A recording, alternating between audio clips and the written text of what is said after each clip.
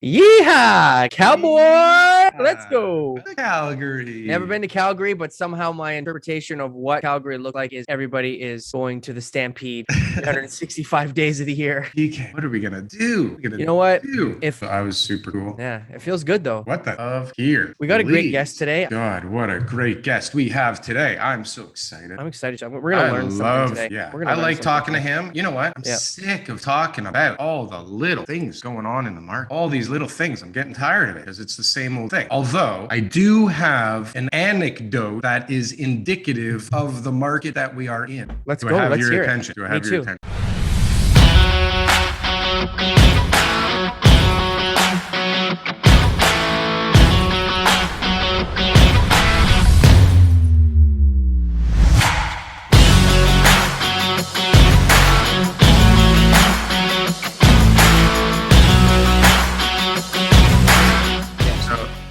So last night, I'm at a friend's house, actually all day and all night. It was a very long day, but it was a lot of fun. Party. So we're out of this party and, people are coming and going. And what ends up happening is it's like, so, what do you do for a living?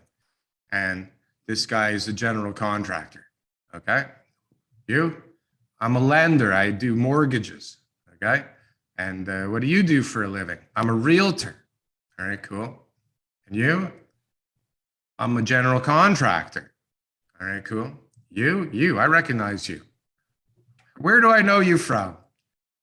What do you do for a living? I'm a realtor.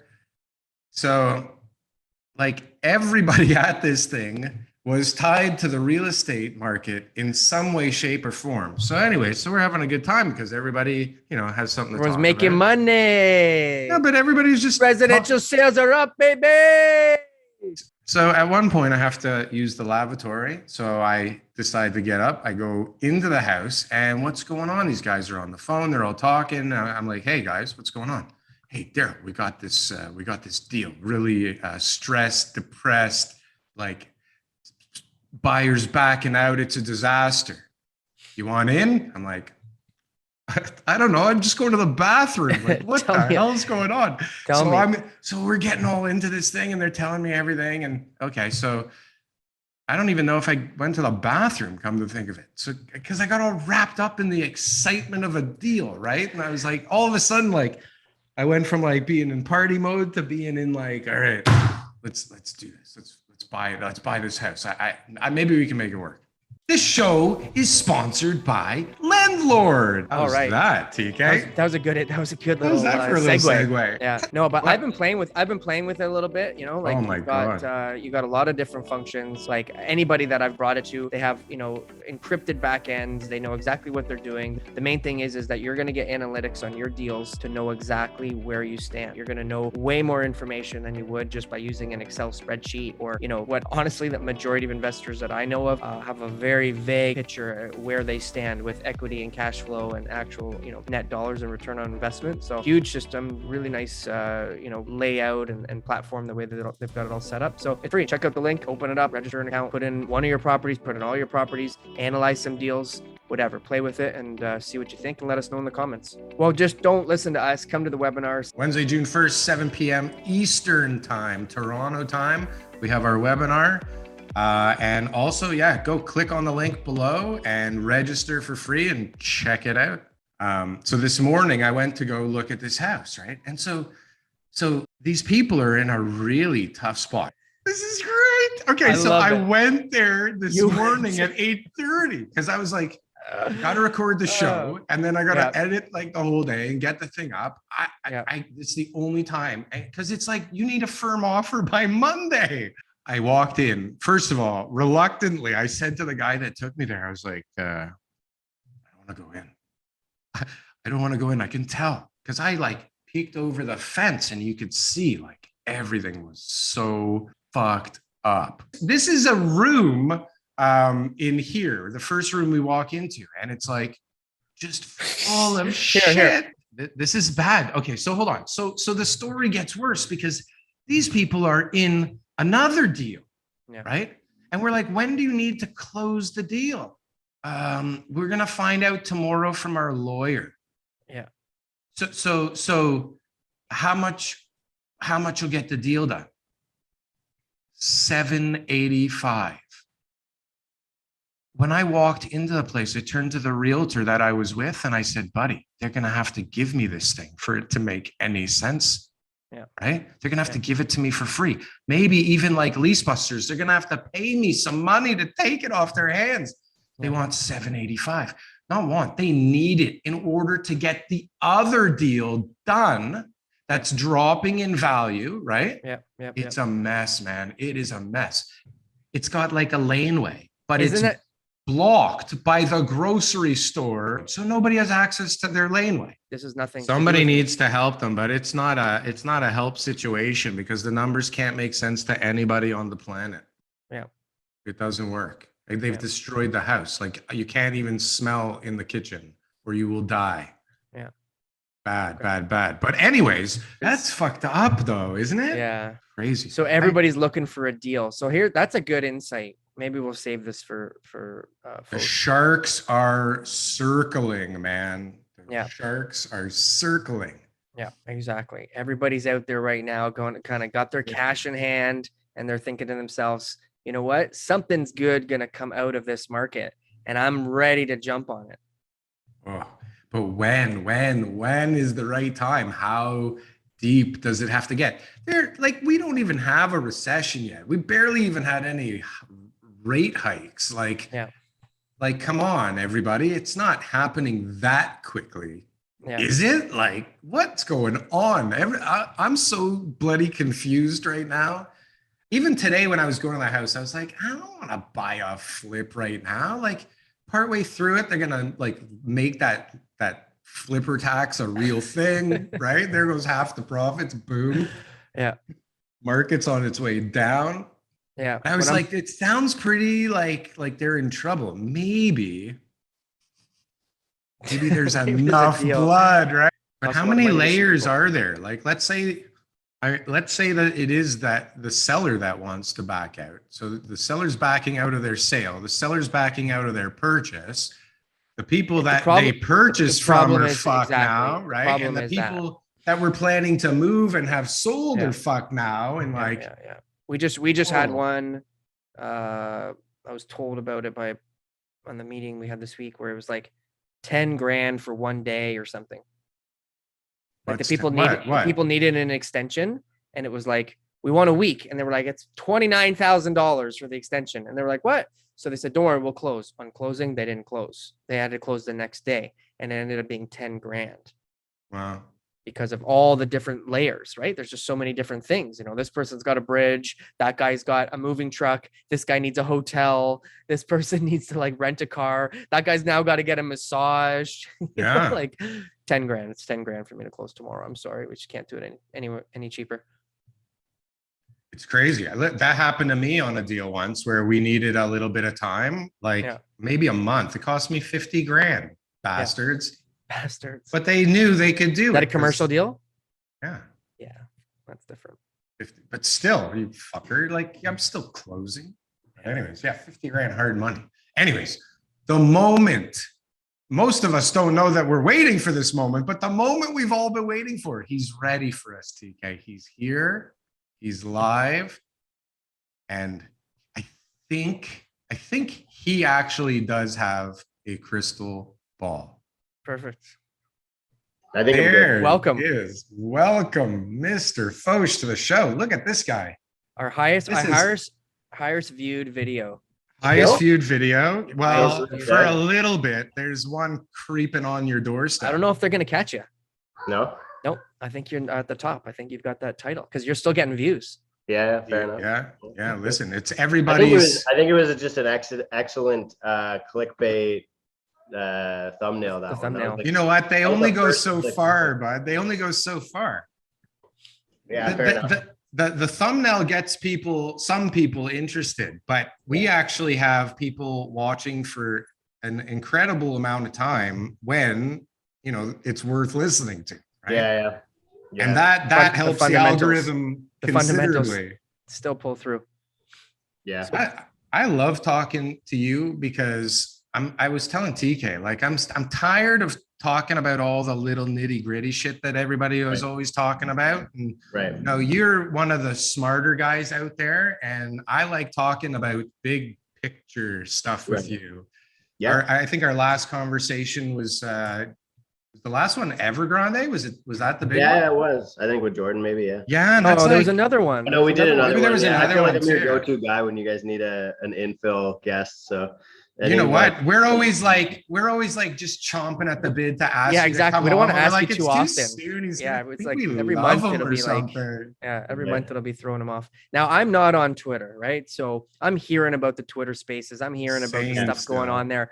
But I get like a vibe from Twitter. So because I'm on Instagram, or I'll have Yeah. like, I'll be reading my articles, or people will post Guy. different things or tell me. So when I start hearing what you're doing on Twitter and other places, then I know it must be big on Twitter if I'm hearing about it, right? Right. Like if everyone's posting about it and Oh sharing my these things. God. And then now when I'm reading my news, I'm sipping my coffee, I'm in my house court, sitting on my front porch, mostly inside. And then now I'm seeing you being quoted in the regular media. Right. Now they're coming at you saying, "Hey, Foch, what do you know that other people don't know?" Right? What is There it? it is. Yeah. What This guy's on is it? fire, dude. This guy's You're got on the top of the heap. 15,000 people that come to just for audio, right? Like the best. It's supposed to be an hour, I think, but it's like the best 2.5 hours of the week most of the time. It is an unbelievable place to go and like learn and be entertained and just get crazy free insights from some of the top people in the industries, man. It's amazing. Yeah, I don't know, like, I just feel really grateful that this thing came together. Like, and I wouldn't say it's just me. Like, I kind of am just the guy who hosts it, so I get most of the credit. But a lot of regular realtors and stuff like that who contribute to it, and even regular guys from the macro space, Ben Rabideau and others in, like a lot of economists, et cetera. I mean, it couldn't be like, it would never be a good, compelling conversation without people like that. And that's where I've learned most of my stuff, right? Like the reason I started doing content in real estate was to share sort of the journey of me trying to learn just the accumulation of knowledge in real estate, right? And I was like, if I'm going to do it anyway, I might as well start sharing that with people. So I did. And this has been really the most profound version of that, right? The pandemic has really been a very accelerator on all these different new trends, right? Just having podcasts, Twitter spaces, different type of media outlets. Like everyone's just at home more, people are reading more, they're engaged more, and we're kind of coming up to like a nice little revolution here in content. For sure. Yeah. No, I mean, I think that's sort of what happened, right? Is like everybody got stuck inside. So we started like sharing life with one another on social media, and for better or worse. But I think most of it seems to have been for the better. Like for me, I think you guys started your show during COVID, right? Like I started mine during COVID, like just was like, I'm just going to connect with people on Zoom and record the meetings and see what happens. Right. And I mean, now here we are a couple of years later, right? Yeah, it's really unbelievable, and it's a lot of fun. And I wish TK would join Twitter, because if you can get through all the nonsense, which there is so much nonsense on there, it's really crazy. But if you can kind of wade through, I'm probably pretty responsible for quite a bit of nonsense. But I love seeing the Frankfurt report tagged. Like people will post on different things, and I'll look at who's tagged. I'm like, why are they tagging me? Like, what do I have to do with this? But anyways, like, it's such a great environment to get insights on the other side of the thinking and everything in between there, which is what I really like. I'm there to just analyze how people react to the ideas that are thrown out there and how people feel about things, right? People feel strongly about some like, have you been on there this morning? Yeah. Oh, yeah. No. Yeah, you can always count on a place like that to really like explore both sides of the argument. Like, you're getting a full spectrum of the perspective when you're on a place like, especially Twitter. I think like Reddit and TikTok and Twitter are all similar. And I think the reason is because they allow for anonymity, right? Like, you go on Facebook or Instagram and it's not so anonymous, right? Like people are usually using it to build a brand or whatever it is. and it's associated with your name. But on places where you can just like whip up an anonymous account in like 2 minutes flat, right? You can always count on people to go in and talk a little bit more shit, right? Because there's less consequence. Well, so, but is this good or bad? Because I mean, I'm, what's that? You think it's the same? No, I said it's tough to say, right? Like I think that there are certain things like you hear where it doesn't really advance the dialogue, right? Like, people want to complain about things, they get stuck on one like small issue around something, and it doesn't really, it's like, okay, cool. Like, what if we were to conclude that positively or negatively, what would be the next logical step to us solving the bigger problem that you're talking about, right? And I think that kind of tends to happen. That's where you start to see like this cannibalism on the left and on the right? Like a lot of people just arguing, wasting time with one another on little like pedantic things, right? Yeah, definitely not getting to the core of the issue. But anyways, we're here to talk real estate, so let's get into the real estate market, and let's talk about like what's going on really in the world and how it will affect our market in the future. Because like I mean, there's a few people thinking on a bigger scale, but most people right now are kind of running scared, just trying to figure out the local level of what's going on and don't even think about what's coming down the pipe in 5 years or 10 years, right? They pretend like they're, I'm going to hang on for 10 years and then move, but that's all that means. They're not investors, right? So sorry. When we look at what's going on in the world with supply chains and geopolitics right now, and money flows, financing, interest rates, like all DeFi, like all these crazy things are going on in the world right now. What's your kind of like, what are you long term in Canada real estate? Are you a bear or a bull? I know you've got that hat somewhere. Yeah, I mean, I'm long-term bullish on Canadian real estate, but I think that like, the primary question, and this is, it's an easy segue from the things you were just mentioning is do the value of assets always go up over time, or does the value of the buying power of a dollar always go down over time, right? And I think, maybe there's an element of truth in both statements, but it could be argued in either direction that one or the other is a primary source of why we see this growth in real estate, as an example. And I think right now more than ever, we're struggling with inflation in a way that we've never really seen it before. It's not as solvable as it has been in the past, right? Like, the central banks are going to increase interest rates, and that's going to do, I think, a good part of the fixing the inflation problem.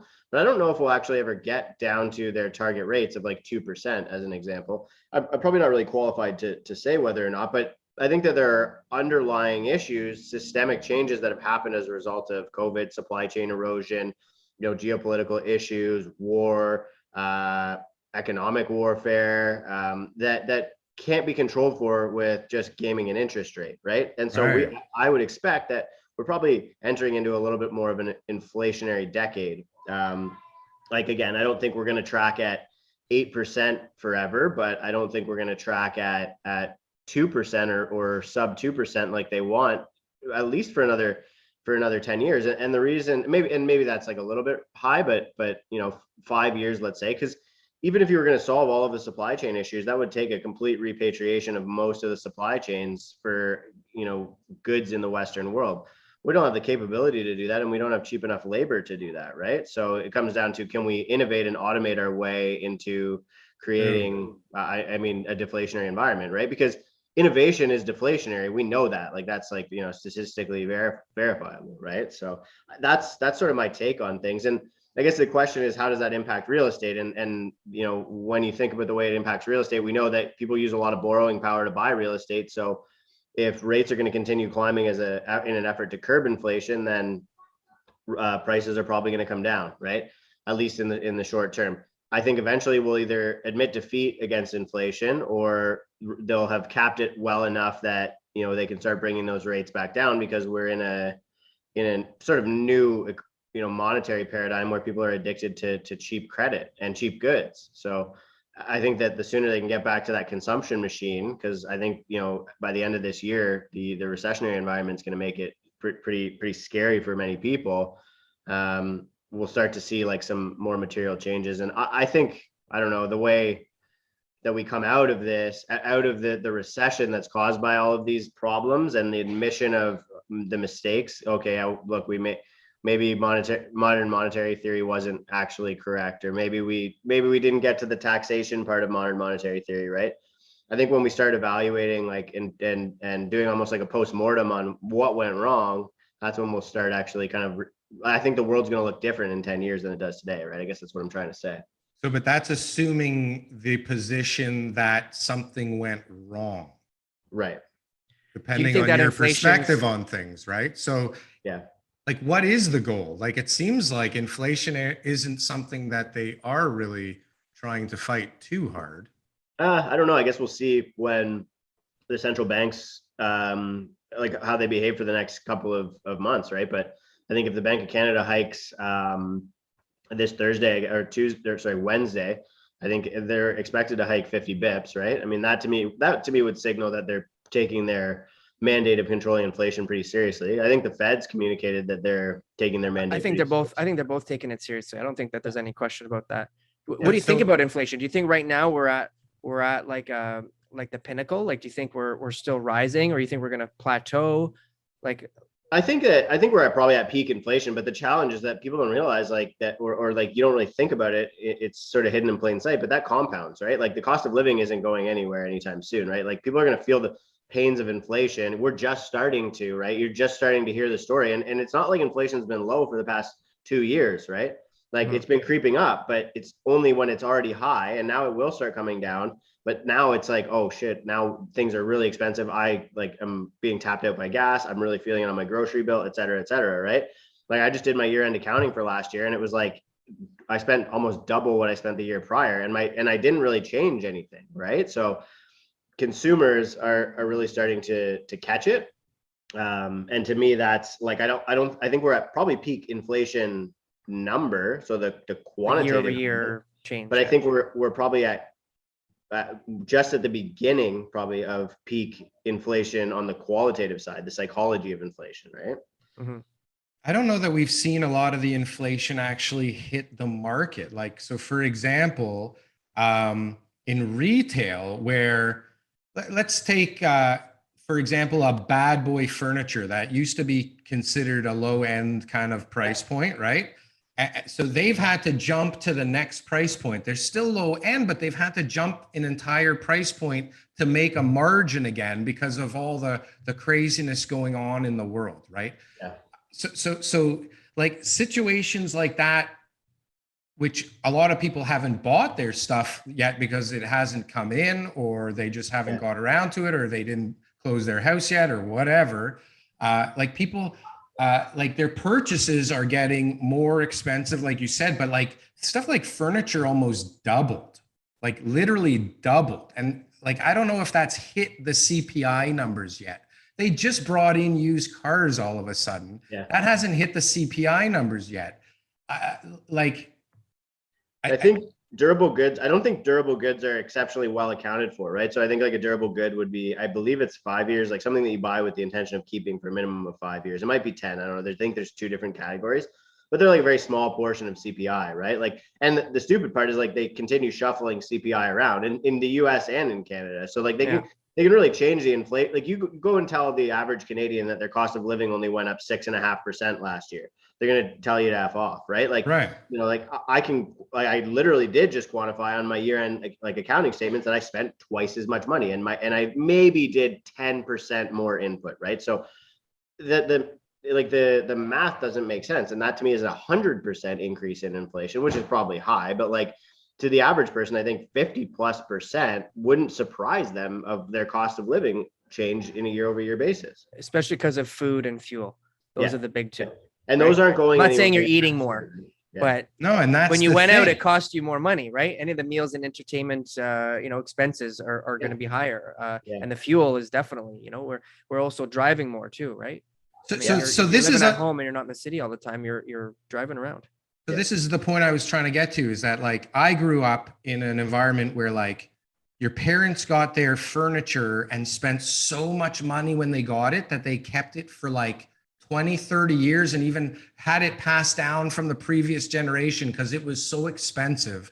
and hard to replace. And then all of a sudden, we got this globalization event that allowed people to buy a sofa for $299. And you know what?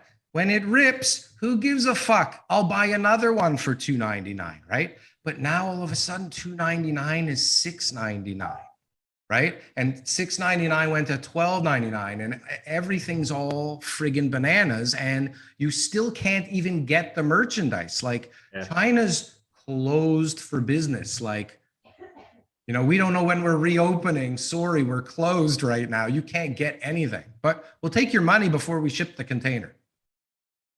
Yeah, and I think that's an impact that hasn't really been fully realized yet, right? Like that, like those delays take a while to show up in the economy again. And with China being like almost completely shut down now, I think these are things that we probably won't feel for, 2 to 3 quarters. And I think that when you talk about the globalization and like, to me, it's almost like it could be economic warfare. I think China is really in control here of almost everything because they control trade.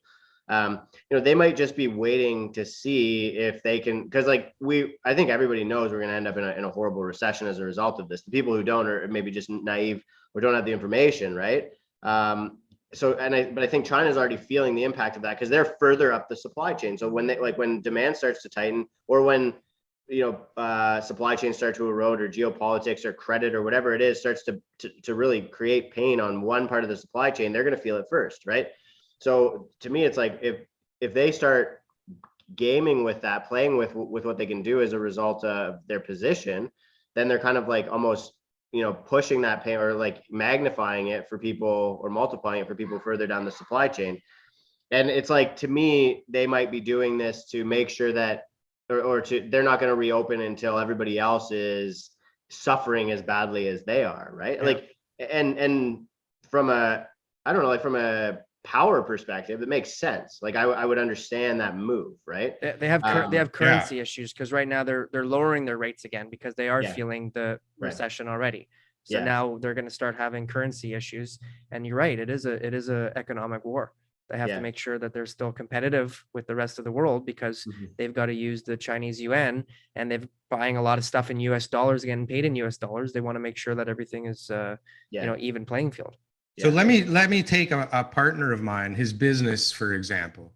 What he did in the last 2 years is basically bought as much stuff as he could, increased his warehouse space to fit it all, right? While bringing his supply onshore and starting to find guys who could do it competitively with the automation locally. And all of a sudden, hey, guess what? It's the same margin, right? And you don't have to wait 3 months for it to come across an ocean, right? And this guy, I mean, he's got a pretty big company, but he's not like the big companies. And those guys had to have felt this wind shifting for a while already, right? Like, how can we rely on this supply chain business? Yeah, the microchips is the biggest example of that, right? Is they order just enough microchips to meet their needs, and they say when we need more, we'll go order more, and that's just the whole type of business structure that people are rejigging right now to make sure that they know how to be able to compete in this market. But that's not going to be every single business will be like that, Darryl. No, but a lot of manufacturing businesses are going to come back to their homes that are rich in natural resources, right? And rich in the cheap inputs, and have let's add another thing to the mix. Demographics in Canada are aging fairly rapidly, right? And we have a much smaller, younger population to kind of buoy this thing up in the future, right? So we have a lot of people, we've all talked about it, and we've all read stuff about the labor force in the construction industry aging out, right? And that's not like, there's a lot of crappy industries of labor. Like, I mean, how many mechanics are we making right now, right? Or how many, I don't know, how many of these hard jobs are like, who do you know that does like physical labor for a living? Right? Yeah, I think that the challenge with repatriation of a lot of the cheap goods, like your consumer goods, is we don't have the labor force to produce those at the same cost. And like you're saying, like now that those costs are going up, like now that the differential is changing, it does become more economically compelling to bring a lot of that back here. The challenge, like in the long term, is if you want to be able to repatriate supply chains effectively, you need wage deflation. And because of inflation, wage inflation is probably the next thing to follow, right? So there's a bit of an imbalance in how, and like you could end up in a situation in Canada, at least, like where the US has been for the past, several decades, right? Where you have this domestic population that's almost like unfriendly to, maybe not unfriendly, but like there's this cultural unwelcomingness to like migration and immigration, especially in the labor force, right? Where it's like, they're taking our jobs and whatever it is, right? Like it doesn't have to be racism or whatever, but if it's economically, you hear this all the time, you hear it in the media, you hear it in pop culture, etc. This idea, right, of people like illegally immigrating and taking jobs from American people. You're starting to hear Tunnels under walls. Right, yeah, and you're starting to hear these same things happening as a result of, in the Canadian economy as well, right? Like I think in the trucking industry, it's pretty common, right? There's other industries, manufacturing, etc. It's not hard to find people who are willing to outwork, I would say, a Westerner anywhere else in the world, right? And to do it for cheaper, like, and that's just like, I think that's just a cultural thing, right? Like we've been spoiled here, and so our willingness to work is probably not remotely as high as people elsewhere, right? And we also value, knowledge work, going to university, et cetera. Education and everything is a big part of it. Yeah. And I think that, like, to me, when you talk about de-globalization, especially, it's like that to me might have been one of the mistakes that was made culturally as a result of, Westernization, right? Like, because we like, you look at the East, they don't depend on people. Like they can have all of those things domestically. They have the labor force for it. They have the resources for it. They have the systems built for it. Unless it's baby formula. Right. Well, but the baby formula thing, like I was just listening to a podcast on that. It was because of some, like, there's a type of bacteria that they have to test for or something like that randomly. Like well, there's in the States, one of the big manufacturers, E. coli or something. Chinese for years. I've talked to a friend who's Chinese, told me that people from China would come here to order baby formula just to send it back. Like that's been around for like a long time. Right. So I don't know why, but that's been going on. Wasn't there like gypsum in the baby formula at one point? Like, wasn't there a story about that? Drywall? Yeah. I'm not even kidding. That's why I heard it. Yeah. So either way, or maybe it was the other way around. Maybe it was baby formula in the drywall. Do you remember that whole Chinese drywall debacle? Did you ever buy Chinese drywall? Just me? No, I know what you're talking about though. Yeah. Okay. Anyways. Yeah. So I think agree. The only way that we're going to start seeing that shift that Darryl's talking about, and this is kind of further to Daniel's point, is through that innovation and automation. All of a sudden, we're able to create the product or service and labor force here locally that is going to be able to compete with the international market. And then we'll go through another wave where that same innovation and technology will be used overseas with a cheaper labor force. And then this has been going on for 100 years. It's always been. It's pro-cyclical. It's probably like, and it's just going to keep happening until we build a computer smart enough to just take us all out. Right. Like, I think that, the interesting part, if you try and tie it back to real estate is like, when you get to that position, it's easier to see how or why something like a K-shaped recovery that we're going through right now is valuable to the politicians or to an economic system, right? Like if eventually you divide the world into, like, because as you start innovating away a lot of these jobs, a lot of people just exit the workforce permanently. Like your unskilled labor, as a machine becomes more and more skilled, right? And like when I said, have a computer that's smart enough to take us all out, I could be referring to, like, the technological singularity, or you could be referring to, on an independent basis, each time a job is replaced by a computer, right? Or a machine. And then those people get taken out of the workforce. They can either go and re-educate and try and get a new job, but probably given their, if they're unskilled labor, they might just not have the economic resources to do that, right? So what they're likely to do is just drop out of the workforce altogether. And then you end up with like a system that requires a lot of welfare, right? Or a universal basic income. And the easiest way to distribute that properly is to have a high amount of housing that is, like almost like the way that China built housing, right? Like you look at them, like some of these cities, they have like 20, 30 identical buildings, like thousands of units in each building. right? And it's like, this is where our working class lives. You all get the same template. You know, you can do whatever you want with it. And, you know, if That's what I was thinking too. It's like, here, everybody come, here's a unit, go, right? right. Like, what are they going to do with all that shit? Like, it's all sitting empty in China, right? Yeah, with that stuff. Yeah, I mean, they were even tearing some of them down. Some of them get demolished. Yeah, which is crazy. But yeah, I mean, the thing is, like, they're just like, they build so much more efficiently too, right? Like, I think that they, you know, they can kind of. I could build really efficiently if I didn't put the whole middle in the finishes. That's another story. Being allowed to. My first they don't have to do the inside. When he's talking about the computer replacing us, it was a very communist thought. It was the computer should just replace the government.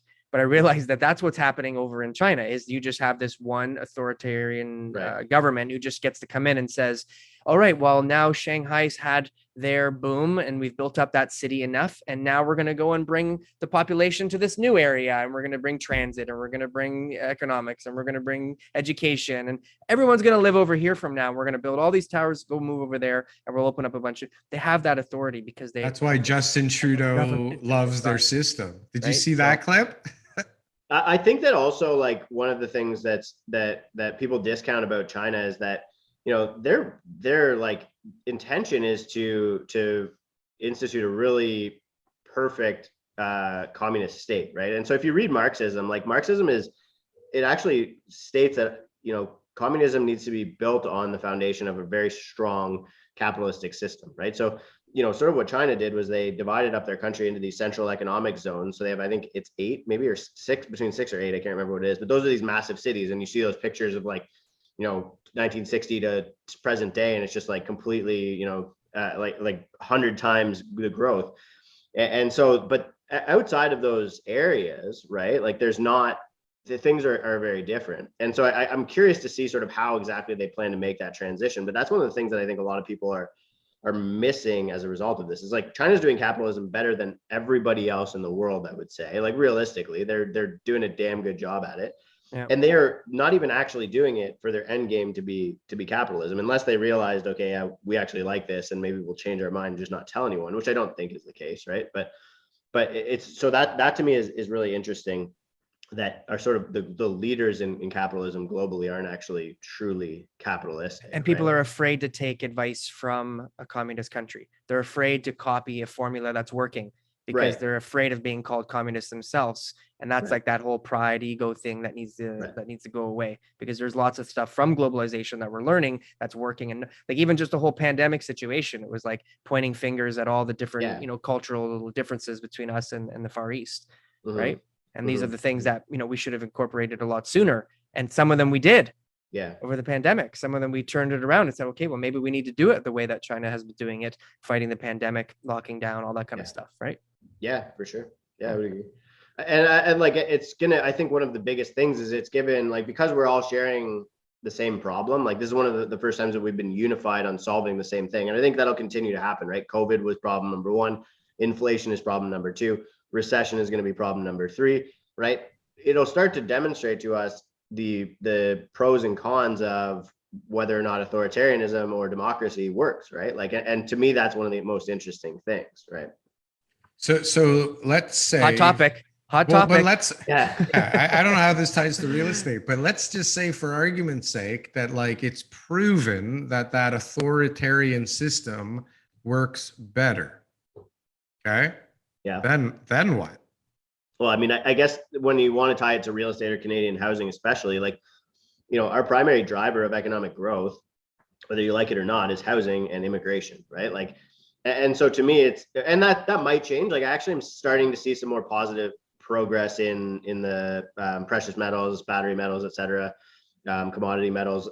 And so, like, those things make me a little bit more bullish on Canada as our ability to grow economically, right? But the question really becomes, do we still have a compelling case for people to immigrate here if that's our primary economic growth? Let's just assume that it is for the next decade at a minimum, right?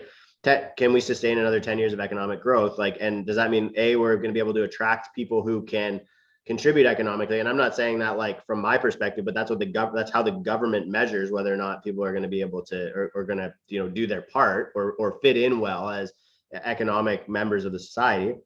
So that's number one. That's your immigration scoring system. But number two is culturally or economically, do those people want to come here, right? Like, so one is like, because right now, and this is when you have immigration, like there's a correlation between GDP per capita and immigration, right? So you're immigrating people, but the GDP per capita is dropping. So they're actually creating a net less productive per capita basis, right? And that obviously that's bound to happen because people come here, it takes them a year or two to get landed, whatever it is, right? They don't have a job right away, or maybe they're better at a job than a Canadian person, so they're subtracting.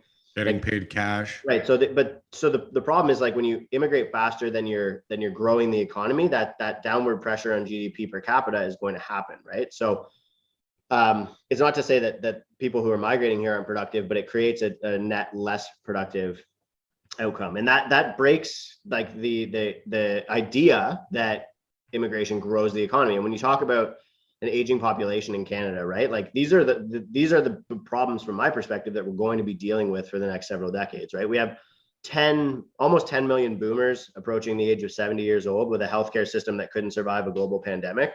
I mean, to me, that's like that's the Vegas lights, right? It's like what's going on here, right? And so okay, you want to bring in more people, that's great. I think that's part of the Canadian spirit. It's one of the most important parts of why Canada is what it is. But like, have we thought about what this takes as an economy? Are we creating enough jobs? Are we creating enough healthcare positions? Are we creating a strong enough healthcare system to sustain this? Or does this start to erode the quality of life in Canada? And again, then people are going to be like, screw this, I could live better back home, go back home, right? Well, we hear rumblings of that already, right? That's the conversation that's happening right now, right? It's like it's an idea. It's an idea. It's out there frequently, actually. Like I was at the Service Ontario getting my daughter getting her license, and I'm standing around, and hey, guess what topic comes up? Real estate, right? And I'm talking to a couple guys from Iran, and anyways, so they start going like, hey, did you notice like the washroom isn't working and the lights aren't on and the air conditioning is like, right. This is Canada. What? This is how it is in Iran. Right? Like we came here for a better life. Yeah. Like, how do you guys accept this? And I was like, like, there's no other option. Yeah. The lights will get turned back on. People find go in the women's washroom. No matter the people find ways to complain no matter where they are. Right. So there's still a whole litany of benefits to living in Canada. There's still a ton of immigration. There's no shortage of people wanting to move to Canada. If you can afford it. You can find people who want to leave afterwards. You can find people who want to go somewhere else. It's still a safe city. We're never going to have a problem with attracting people to Canada. Right. And that's the thing is how you only have to attract this many people, right? So is there this many people that are willing to come to Canada under these conditions? My challenge becomes like, is it like, yeah, we can attract the amount of people, right? But I think we've learned as a result of interest rates increasing that it's not just the amount of people that creates the stimulation and economic growth, it's the amount of capital that those people have access to, right? And so as the cost of capital starts to increase, your buying power of everyone starts to come down, and everybody's like, oh, prices can't come down because there's excess demand. Well, there will always be excess demand for Canadian real estate, right? I agree with you completely, TK. I could find billions of people in all over the world that would want to move here if they could, right? But the question is, can they afford to, right?